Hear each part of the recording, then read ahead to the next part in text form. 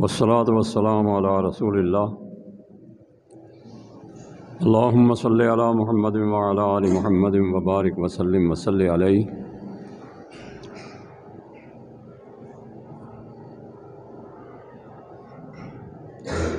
اذا قیل لہم اتبعوا ما انزل اللہ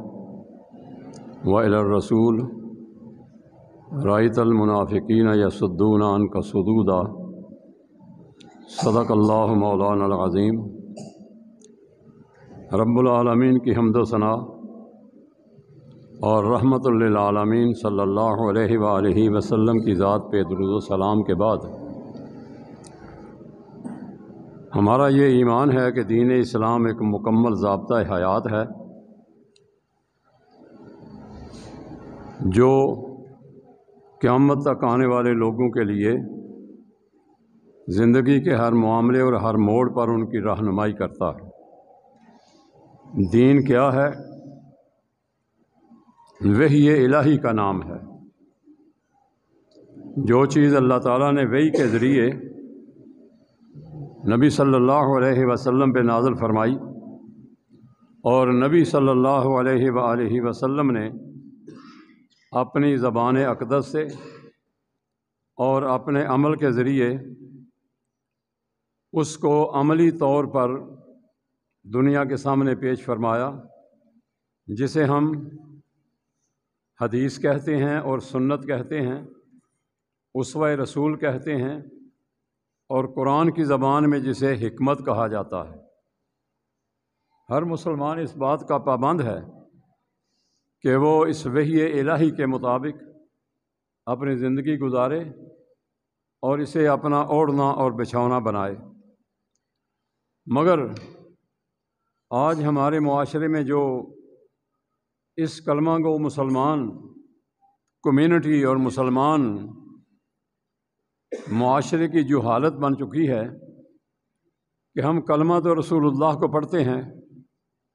آپ کے ساتھ محبت کے دعوے بھی کرتے ہیں، مگر جب بات آتی ہے ماننے کی تو پھر اس وقت ہم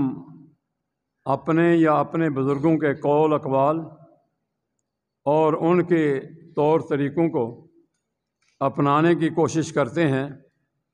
بلکہ کچھ لوگ اس سے بھی بڑھ کر دو قدم اور آگے بڑھتے ہوئے بزرگوں کے قول اقوال یا ان کے طور طریقے تو درکنار قرآن مجید کی واضح تعلیمات اور دین کی واضح تعلیمات کے ہوتے ہوئے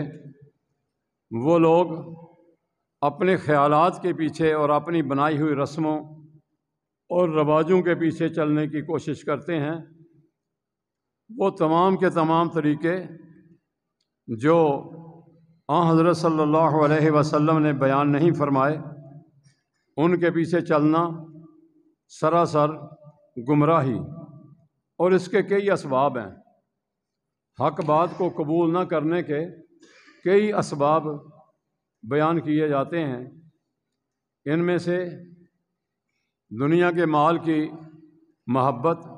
اور دنیا کے مال کی دل کے اندر ضرورت سے زیادہ خواہش، اللہ تعالیٰ کی آیات کو تھوڑے قیمت میں بیچ دینا، دین فروشی کرنا، قرآن فروشی کرنا اور لوگوں کی مرضی کے مطابق ان کو فتوے دینا، ان کی رہنمائی لوگوں کی مرضی کے مطابق کرنا، یہ سراسر گمراہی، اور اس کا انجام رب العالمین نے قرآن پاک کے دوسرے پارے میں فرمایا کہ ان الذین یکتمون ما انزل اللہ من الکتاب ویشترون بہ ثمنا قلیلا اولئک ما یأکلون فی بطونہم الا النار ولا یکلمہم اللہ یوم القیامہ ولا یزکیہم ولہم عذاب علیم۔ اللہ فرماتے ہیں وہ لوگ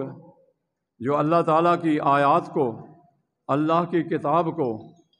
بیان کرنے سے اپنے آپ کو چھپاتے ہیں، اللہ تعالیٰ کی کتاب بیان نہیں کرتے بلکہ اسے لوگوں سے چھپا رکھتے ہیں، اور نبی علیہ السلام کا فرمان ہے من سئل عن علم ثم کتمہ یلجم یوم القیامت بلجام من النار، کہ جس شخص سے کوئی مسئلہ پوچھا جائے جانتے بوجھتے وہ مسئلہ لوگوں کے سامنے بیان نہ کرے کہ میری عزت میں فرق آئے گا، مجھے نوٹ نہیں ملیں گے، مجھے عزت نہیں ملے گی۔ اللہ فرماتے ہیں یہ لوگ اپنے پیٹوں کے اندر گوشت نہیں کھاتے، اپنے پیٹوں کے اندر حلوے مانڈے نہیں کھا رہے۔ ما یاکلون فی بطونہم الا النار، اللہ کی کتاب کو بیچ کر جو کچھ بھی وہ اپنے پیٹوں میں بھرتے ہیں وہ جہنم کی آگ ہے۔ یہ تو دنیا میں ان کا حشر، اور کل قیامت کے دن اللہ فرماتے ہیں لا یکلمہم اللہ یوم القیامہ، آج میں اور آپ جس سے ناراض ہوتے ہیں نا، ہم کہتے ہیں جاؤ میری آنکھوں سے اولے ہو جاؤ، میں تو اسے کلام کرنے کے لیے تیار نہیں ہوں۔ جس سے ہم ناراض ہوں ہم اس سے کلام نہیں کرتے، اور اللہ فرماتا ہے میں ان پر اتنا ناراض ہوں گا کہ میں ان سے کلام نہیں کروں گا۔ ولا یزکیہم، اور نہ ہی انہیں میں جہنم کی آگ سے پاک اور صاف کر کے بچاؤں گا۔ وَلَهُمْ عَذَابٌ علیم، اور ایسے لوگوں کے لیے دردناک عذاب ہے۔ میرے بھائیوں اور میرے بزرگوں، معلوم یہ ہوا کہ جب ہمارے سامنے اللہ کی کتاب آ جائے، پیغمبر کا اسوہ حسنہ آ جائے، تو ہمیں ایرے گہرے کی طرف دیکھنے کی بجائے اللہ کی کتاب اور پیغمبر کی تعلیم سے رہنمائی لینی چاہیے۔ ایک بڑا سبب ہے اس سلسلہ میں یہ تو ہے نا کہ دنیا کا مال حاصل کرنے کے لیے ہم حق بات کو قبول نہیں کرتے ہیں۔ ایک ہے دنیا کا عہدہ، کوئی منصب حاصل کرنے کے لیے یا مال حاصل کرنے کے لیے نبی کریم صلی اللہ علیہ وسلم کی تعلیمات اس سلسلہ میں بڑی واضح ہیں۔ حضرت صلی اللہ علیہ وسلم نے جب آپ کی موجودگی ہی میں غالباً وہ مدعی نبوت مسیلمہ کذاب نے نبوت کا دعویٰ کیا، تو حضرت ابوبکر صدیق نے اس کی سرکوبی کے لیے ایک لشکر بھیجا۔ خالد ابن ولید نے اس کی سرکوبی کی، جہنم رسید کی اس کو کیا۔ اتنے میں ایک اور شخص وہ اٹھ کھڑا ہوا اور اس نے کہا کہ ہم زکوٰۃ نہیں دیں گے، ہم نماز تو پڑھیں گے لیکن زکوٰۃ نہیں دیں گے، بلکہ اس نے بھی جھوٹی نبوت کا دعویٰ کر دیا۔ خالد ابن ولید نے ان پر چڑھائی کی ابوبکر صدیق کے زمانے میں، لیکن نتیجہ یہ ہوا کہ وہ بھی جہنم رسید ہو گیا۔ بنو اسد اور بنو غالباً غسان کے کچھ لوگ نبی علیہ السلام کے صحابی خلیفۃ المسلمین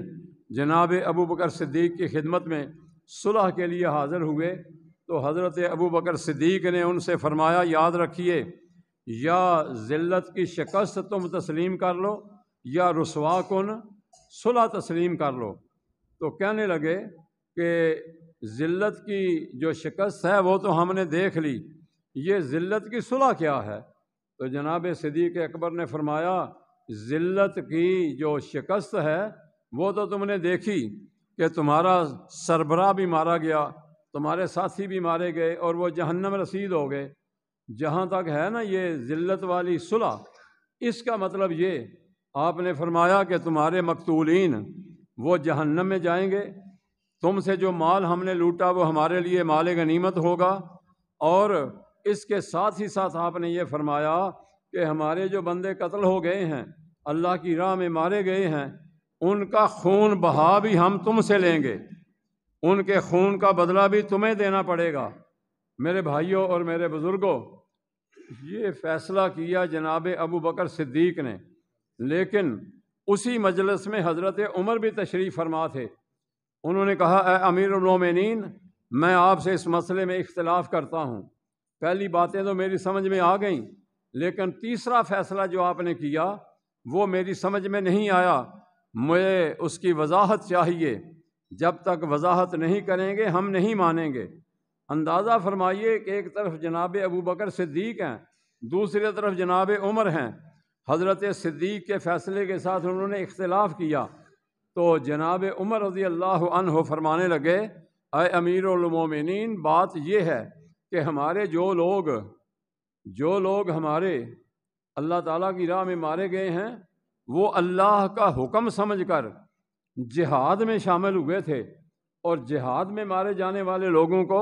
شہید کہا جاتا ہے، ان کے خون بہا نہیں لیا جاتا، ان کی دیت نہیں لی جاتی۔ باقی یہ بات ٹھیک ہے کہ ان کا مال غنیمت، جو مال ہم نے لیا وہ مال غنیمت ہے، اور اس کے ساتھ ساتھ محترم جہاں تک ان کے وہ مال ہیں ہم انہیں واپس نہیں کریں گے، یہ بات تو ٹھیک ہے، لیکن دوسری بات جو آپ نے فرمائی یہ بات شریعت کی تعلیمات کے خلاف ہے، ہم اس کو ماننے کے لیے تیار نہیں ہوئے۔ بات میں سمجھانا چاہتا ہوں میرے بھائیوں کہ جہاں اللہ کا حکم آ جائے، جہاں رسول اللہ کا فیصلہ آ جائے، جہاں رسول اللہ کی تعلیمات آ جائیں، وہاں اگر ابو بکر صدیق جیسی شخصیت بھی کوئی فیصلہ کرے جو نبی پاک صلی اللہ علیہ وسلم کی تعلیمات سے ٹکراتا ہو تو اس کو عمر جیسا بندہ بھی تسلیم کرنے کے لیے تیار نہیں ہوتا۔ آج کا پیغام میں یہی دینا چاہتا ہوں کہ اگر ہم دنیا کی عزت اور آخرت میں اللہ کے ہاں سرخروئی چاہتے ہیں تو سب کو چھوڑ چھاڑ کر رب العالمین کی بات کو مانو اور نبی کریم صلی اللہ علیہ وسلم کی بات کو مانو، کیونکہ یہ وحی ہے اور وحی ہی اصل دین ہے۔ دوسری گزارش میں یہ کرنا چاہوں گا کہ الحمدللہ آپ لوگوں کی دعاؤں سے اور ذیلی قیادت کی محنت اور کوشش کے نتیجہ میں 1 نومبر کو جو عظیم الشان کانفرنس مرکز اہل حدیث میں ہوئی، یہاں سے ساتھی تشریف لے گئے، اللہ تعالیٰ ان کا وہاں تشریف لے جانا اپنی بارگاہ میں قبول فرمائے، رب العالمین ان کا خرچ کیا ہوا مال اپنی راہ میں قبول و منظور فرمائے، اور دنیا اور آخرت میں لوگوں کو، سامعین کو اور وہاں تشریف لے جانے والے دوستوں کو جس قسم کا بھی انہوں نے تعاون کیا ان کی دعائیں ہمارے ساتھ رہیں۔ ہم رب العالمین کے حضور دعا کرتے ہیں اللہ تعالیٰ ان کی محنتوں میں برکت فرمائے، انہیں جزائے خیر عطا فرمائے۔ میں اپنی طرف سے اور امیر محترم کی طرف سے آپ دوستوں کا شکریہ ادا کرتا ہوں، اس توقع کے ساتھ کہ آئندہ بھی جب ہم آپ کو دعوت دیں گے تو آپ ہماری آواز پہ لبیک کہتے ہوئے ہمارے قدم سے قدم اور شانہ سے شانہ ملا کر آپ ہمارے ساتھ چلنے کی کوشش کریں گے۔ وآخر دعوانا ان الحمد للہ رب العالمین۔